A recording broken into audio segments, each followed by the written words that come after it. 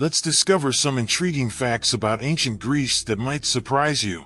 Stones were used for personal hygiene in ways you wouldn't expect. Similar to the Romans, Greeks utilized sponges on sticks for cleanliness.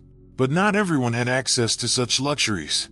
More commonly, Greeks resorted to using stones for cleaning purposes. Athletes capitalized on their sweat. Prior to competitions, Greek athletes would strip down, coating themselves in oil for optimal performance. Whether sprinting or wrestling, Greek athletes engaged in these activities in the nude.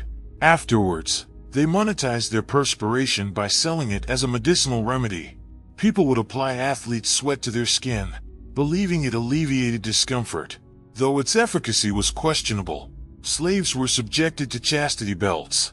Greek slaves often endured a practice known as infibulation, wherein a metal ring encased their genitalia, tightly sealing them shut to the point that arousal was painful and only removable with a key.